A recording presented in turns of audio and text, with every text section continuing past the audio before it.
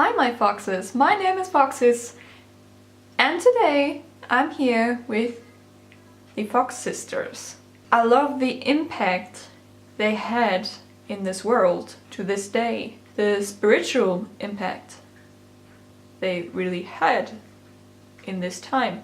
I was actually reading a bunch of articles about them. So articles that said it was all just BS, and other articles that said there was some truth about their story.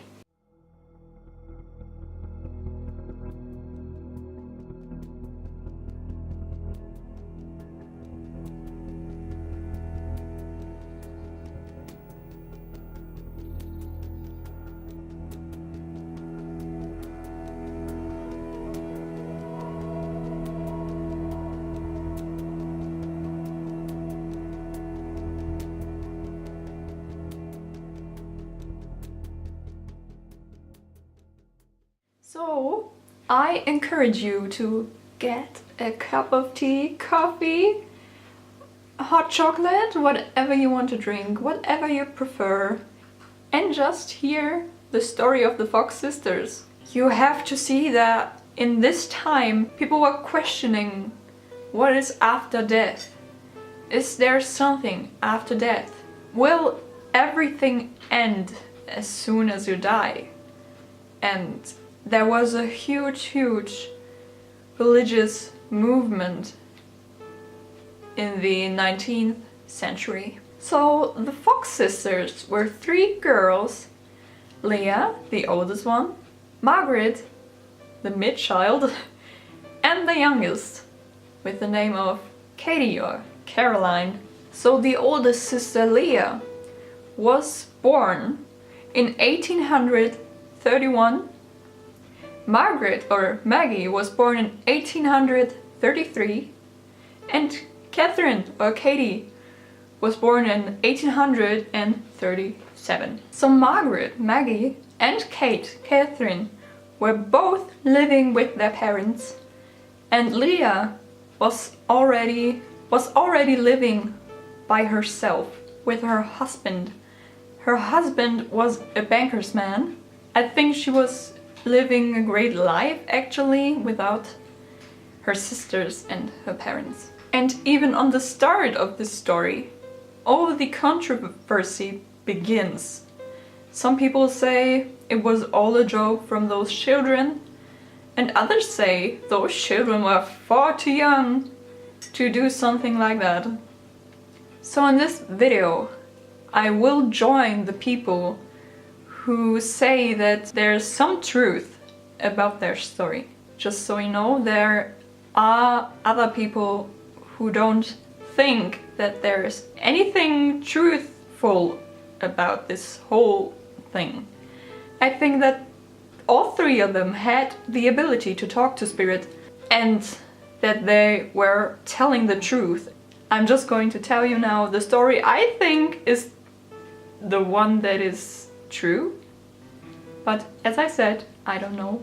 One night, as the girls and their parents wanted to go to sleep, there were some strange noises being heard underground, like in the cellar or behind walls.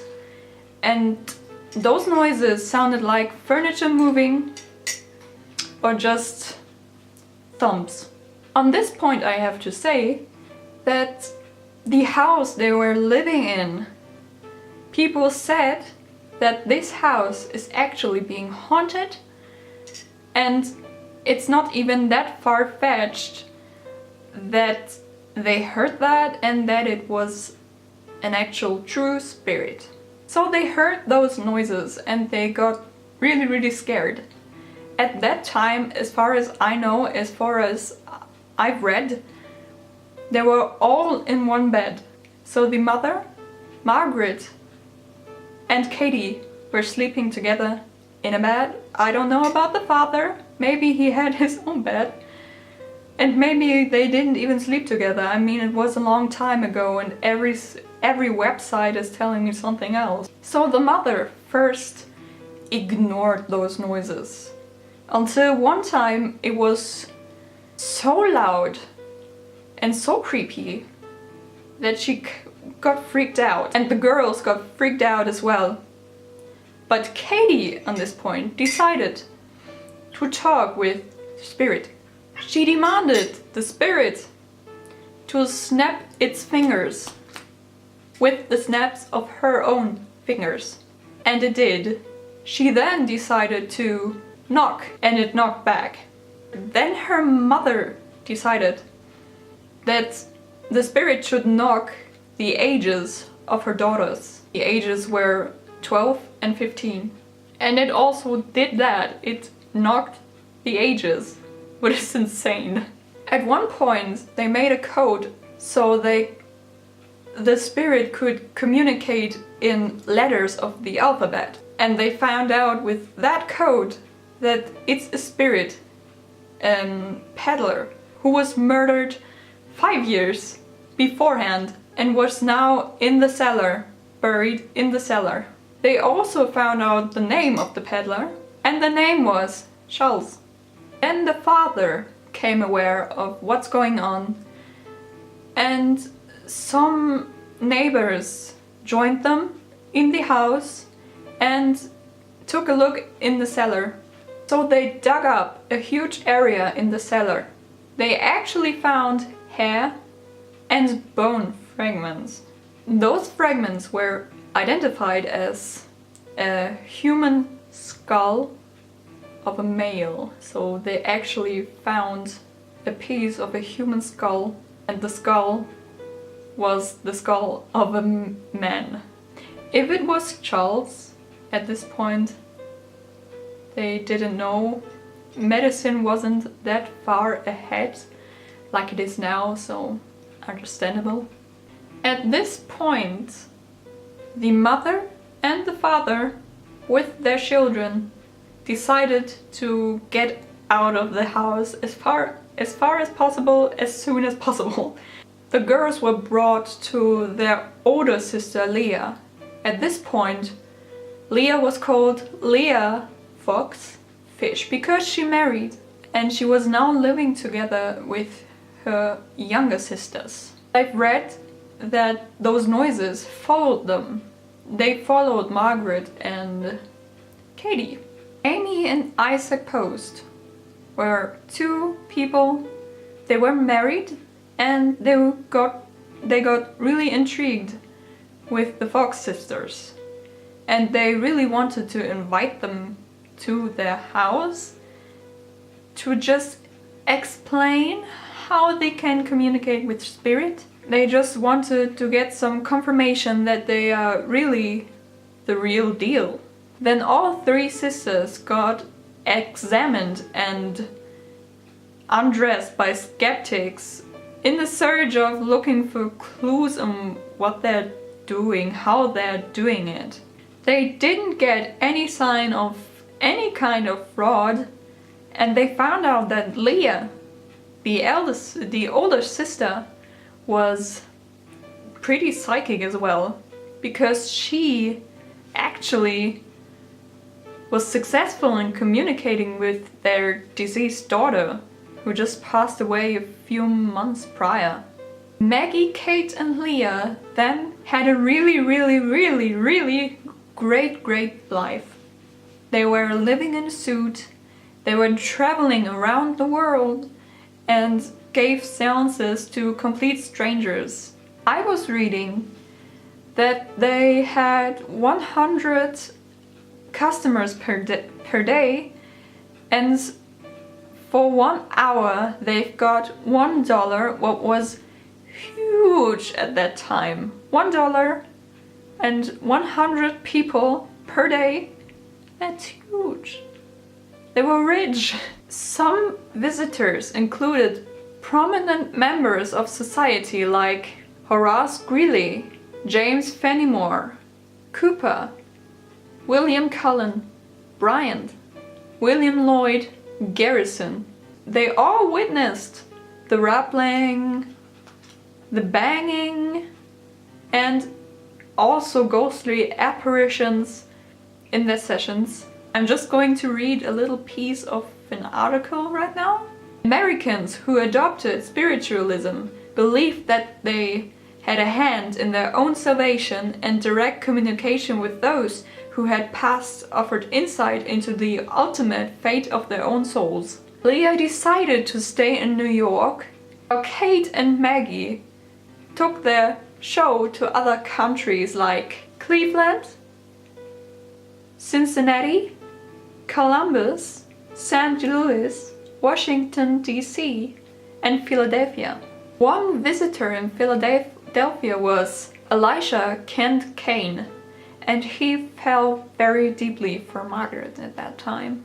And he thought that she was fraud the whole time long, but he couldn't explain how she's making those noises. But he thought that all three of them were liars, but still he was really much into her and he was so in love. He also was Catholic. He always wanted Margaret to join him in his religion. Elisha eventually encouraged Maggie to give up on her mediumship and to marry him. She agreed and married him. She even threw away her school. She just wanted to be with him, and that's why she married him. They married in 1856 and Kane died in 1857. So he died 1 year after their marriage. What is really, really sad. They were so in love.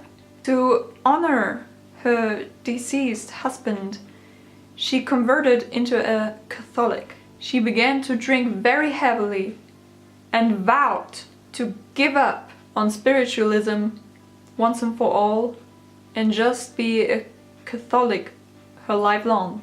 She said, quote, "I will wholly and forever abandon spiritualism." In that time, Kate actually married a famous spiritualist. She continued to develop her medium and psychic powers and had some very, very special ways and great ways to communicate with spirit. The article here says, during sessions with a wealthy banker, Charles Livermore, she summoned both the man's deceased wife and the ghost of Benjamin Franklin. Pretty cool. Who announced his identity by writing his name on the card. Kate's business began to boom in the Civil War because people wanted to talk with their loved ones, with their deceased loved ones. So they came all to Kate to talk with them, and she made a lot of money from it. During the Civil War, the believers of spiritualism were rising. It was getting more and more believers. It says prominent spiritualist Emma Hardinge wrote that the war added 2 million new believers to the movement, and by the 1880s there was an estimated 8 million spiritualists in the United States and Europe. Kate eventually began to summon full apparitions of persons, of deceased people. But even Kate got destroyed because of everything she went through. So even herself began to drink heavily. So both of the sisters actually drank very, very much because they were so sad and so broken. Both out of other reasons, but because they were broken. Margaret because her husband died, and Kate because she was feeling all this pain, all this suffering of the loved ones and of the deceased she was communicating with. Margaret Fox came out to the news actually, and she was paid $1,500 for just denouncing spiritualism. And as you know, she turned her back at spiritualism. She probably was broke and she was so sad, and she just vowed to not believe in spiritualism anymore. So Maggie went to this interview and said, "My sister Katie and myself were very young children and this horrible deception began," Maggie said. At night, when we went to bed, we used to tie an apple on a string and move the string up and down, causing the apple to bump on the floor. Or we would drop the apple on the floor, making a strange noise every time it would rebound. The sisters graduated from apple dropping to manipulating their knuckles, joints and toes to make rapping sounds. A great many people, when they hear the rapping, imagine at once that spirits are touching them, she explained. It is a very common delusion. Some very wealthy people came to see me some years ago when I lived in 42nd Street. And I did some rappings for them. I made the spirit rap on the chair, and one of the ladies cried out, "I feel the spirit tapping on me! I feel the spirit tapping me on the shoulder!" Of course, that was all pure imagination. Maggie then offered a demonstration. She put her right foot on a stool, lifted her skirt up, removed her shoe, and made some very, very faint little rappings with her bones. Maggie insisted that her sister Leah knew that the rappings were fake all along and greedily exploited her younger sisters. Before exiting the stage, she thanked God that she was able to expose spiritualism. So I'm going to read now what the press said about her confession, because I don't want to make mistakes here. Mainstream press called the incident a death blow to the movement, and spiritualists quickly took sides. Shortly after Maggie's confession, the spirit of Samuel B. Britton, former publisher of the Spiritual Telegraph, appeared during a séance to offer a sympathetic opinion. Although Maggie was an authentic medium, he acknowledged, the band of spirits attending during the early part of her career had been usurped by other unseen intelligences.